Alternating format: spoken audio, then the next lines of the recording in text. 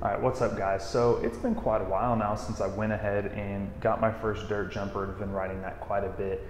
And since then, one of the main questions I've gotten was why I transferred over to that, and to new riders who were looking at either getting a BMX bike or a dirt jumper and they weren't sure which to get. I'm gonna give you a few reasons why each is better in their own respects, and hopefully it should help you make that decision. So the first thing we're gonna do is compare the geometries on these bikes, because obviously you can tell one's a little bit bigger than the other. And the main difference you're gonna get is the wheel sizes. So BMXs all have 20-inch wheels, while dirt jumpers are 26. You can find some 24-inch dirt jumpers out there, but those are normally for, I guess, smaller kids who can't fit on a full 26-inch bike. Next thing, obviously you have suspension in the forks, and on a BMX bike, it's just all hard. There's no suspension anywhere on here. The closest thing you can get to suspension on this is running a little less tire pressure. So as far as top tubes go, or just frame sizes in general, BMXs are obviously going to be a little bit smaller. This one is 21 inches long, which I'm 6'1", if that gives y'all any reference point.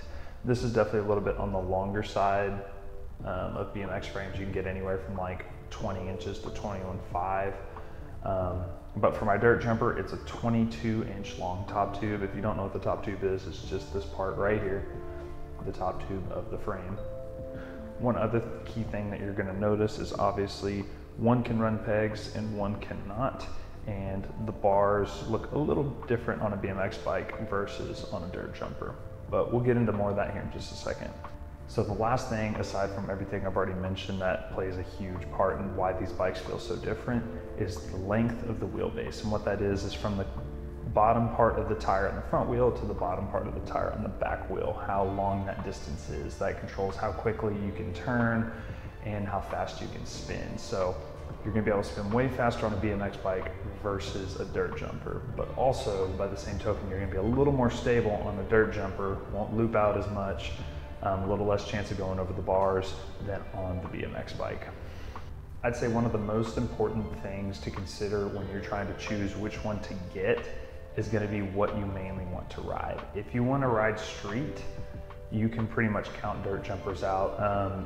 Some dirt jumper brands do make chromoly frames and stiff forks, but if you want to do peg tricks or anything like that, you really don't have that option on a dirt jumper. So if you're wanting to do rails or ledges, do grinds and stuff like that, you're pretty much limited to just a BMX bike. But if you're wanting to ride skate parks and dirt jumps and bigger dirt jumps, both of these are going to be an option for you. I mean, people have been riding huge dirt jumps on BMX bikes for a very long time, but in my personal opinion, and I guarantee if you ask anybody who rides a dirt jumper versus a BMX bike, dirt jumpers are so much more comfortable on trails, especially bigger trails. You just feel a lot more stable. If the ground's rough at all, this can kind of just eat it up and you barely feel it, while on a BMX bike, if there's little bumps and cracks and stuff everywhere, you're gonna feel it a lot and you're gonna lose a lot more speed on these versus dirt jumpers. And as far as skate parks go, it really depends on the skate park you're riding, because there's certain skate parks that work great for this, but they're kind of hard to find. It's very rare, at least where I'm at in Texas, to find a really solid skate park, aside from, I'll say Louisville Skate Park works fantastic for these. The bowl there is great. But for the most part, you're probably gonna have more fun at most skate parks, especially the newer ones being built, on a dirt jumper, on a BMX bike. So that being said, hearing all that, obviously the main reason I wanted to get this was riding out at my buddy Zach's place. He has huge 8-foot kickers with like 14-foot gaps and like a 4-foot step up. Those things are huge. I hit it like once or twice on this bike. If I can find those clips, I'll throw them in right now. And it was, you had to go all out. Like the first time I hit it, my arms just gave out just because I wasn't used to the force you had to go up that huge lip and how fast you had to go to clear these. And then as soon as I hopped on one of these, it felt so much better. So really, once you get to those size jumps, like really big jumps, you're almost definitely gonna wanna prefer these, because I don't even think you could really ride my buddy Zach's place on a BMX bike and take full advantage of it. So as far as the size of the bike goes, if you are like 6'1" and above, generally speaking, you're gonna feel a lot better on a dirt jumper. If you're below that, you can do either. I'll give you a couple examples of people who are kind of on the wrong size bike, and just by that standard right there. Dennis Anderson's like 6'1", 6'2", and one of the best to ever do it, and he absolutely kills it on a BMX bike. But Anthony Mazzari is like, I think he's like 5'7", 5'8". He's really small. He makes this look like a full suspension, like 29er.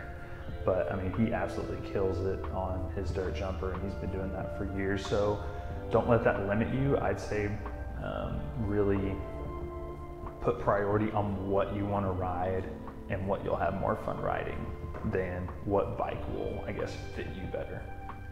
One of the main differences getting into this, and the thing that really turns people off from dirt jumpers, is the price point. So when I built this bike up, I haven't checked prices in a while, but I paid, I think, a total of $1,600, and that's with profile hubs, G-Sport rims, completely custom everything. I picked and choose every single part, cranks, bottom brackets, seat posts, bars, headset, everything. So completely custom. That came out to about $1,600.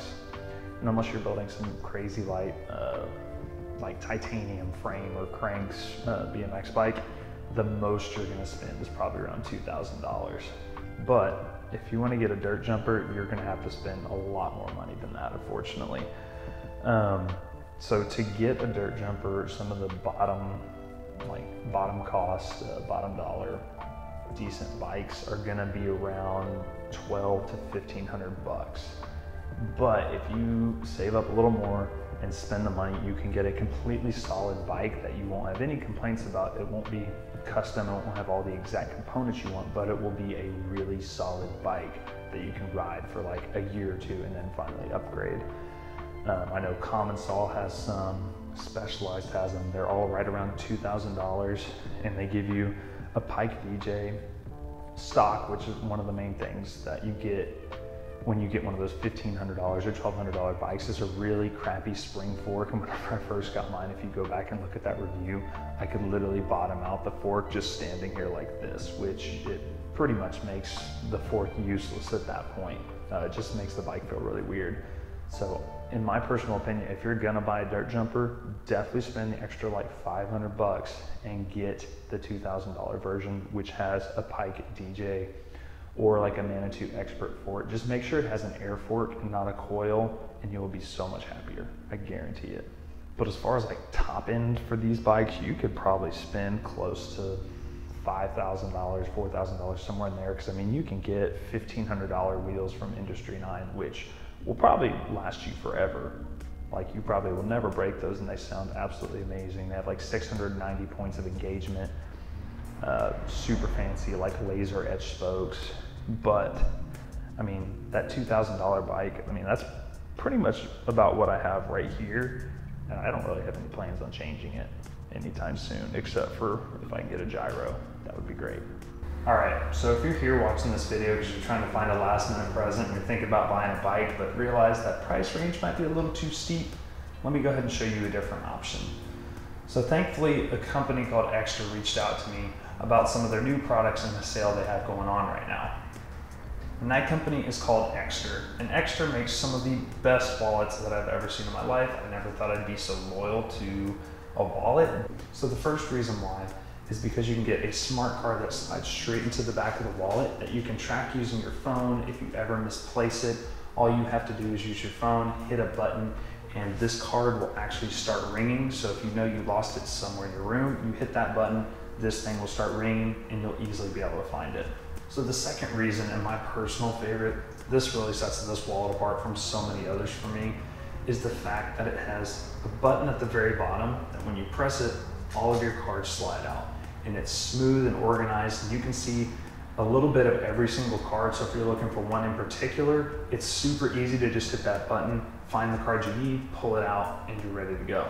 And the fourth reason is just the quality that you receive with these wallets. The leather in this is super nice. It's extremely well tanned. The textures on it are fantastic, as well as the stitching and the sealing they do all around the edges of the wallet. It's just, there's no sharp edges. Everything looks clean, everything looks smooth, and it just overall looks good. All right guys, so if you're more interested in learning about Ekster and all their products, I'll leave a link down in the description to where you can see all the different products that they have and check out the Black Friday sale that they have going on right now. So let's get into the main key differences when you're looking at components. So obviously, first thing you're gonna see when you're looking at components is obviously one has suspension, one does not.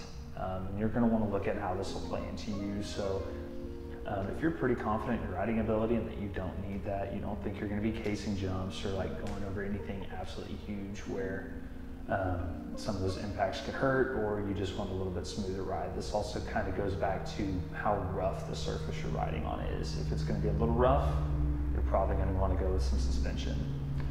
If it's completely smooth, you ride some like perfect trails like Caddy Woods or stuff like that, BMX is probably gonna be the way to go. Something else you can probably notice is how this frame looks. So this is an aluminum frame. You can hear the difference. So these are definitely gonna be a lot stronger than the aluminum frames, but what you have to take into account is the fact that since this has suspension, that frame's not taking as much stress.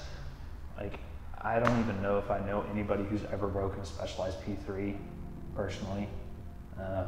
And I mean, I've seen some people do some crazy stuff with them, but I've seen plenty of people break these. Like, I broke my old S&M BTM frame right here around the top tube. So, I mean, I have yet to break this thing, knock on wood, but these bikes are pretty light. Like, comparatively with this bike having pegs and hub guards and stuff like that, I think these bikes weigh just about the same, even though one's way bigger than the other. Second key important thing is brakes. Just the fact that you can have disc brakes on these is a huge selling point for some people. A lot of people want that ability to stop very quickly versus just having the rim brakes on the BMX bike. And that's one of my favorite things about it. I never ran brakes until I got a dirt jumper, and having that ability to just barely tap it and feather the brakes and having it on a rotor makes it so much more consistent. You don't really have to worry about if you ever knock your wheel just a little bit out of true, like on a BMX bike. And so one last thing that I'll mention about these and the size difference that you have and the certain geometries. So some tricks are going to be way easier on a dirt jumper than they are going to be on a BMX, but you also have vice versa. So some tricks like Sui no-handers are going to be way better on a dirt jumper because that seat is a little bit higher. It makes it easier to pinch for bar spins. Suis, some people even say tucks are better on these versus those. I don't really do a whole lot of tucks, so I don't really have an opinion on that. But any other trick as far as like spins, tail whips, no-footed cans, all the stuff like that is going to be way easier on the BMX bike just because the bike's out of your way a little more. Because if you look at where I am versus the top tube, it comes up to about my mid-thigh. So if I go to do a can, I only have to pick up my leg like this much. On the dirt jumper, it really feels like you have to exaggerate to get over that top tube on cans and stuff like that. That was one of the first things I really noticed when I transferred over and started riding this bike a lot more, is that some of those tricks were a lot scarier. But in my personal opinion, I also think they do look a lot cooler having that giant bike in there doing like cans, no-footed cans, and tail whips. So tail whips are definitely a lot harder on this because it's so much more bike to get around than on the BMX bike. That being said, you can definitely still learn them, and if you already know them on this, it's not too hard to transfer it over to a dirt jumper. Bottom line is 360s, tail whips, no footers and stuff like that are gonna be a lot easier on the smaller bike versus the dirt jumper. So if you still haven't completely made up your mind based on all the things I've already talked about, I think age definitely comes into a little bit of a factor here. You do find a lot more people, say 30 and older, preferring dirt jumpers just because of how much more relaxed it is. how much more stable it is, and it's just a lot more forgiving. Like if you case a jump on this, the bigger wheels, the longer frame, and the suspension is gonna make a world of difference versus if you case something on this. You have a lot less chance of going down riding the dirt jumper than you do the BMX bike. For example, I was riding a Spine last weekend, and I went way too fast, shot pretty much completely to flat.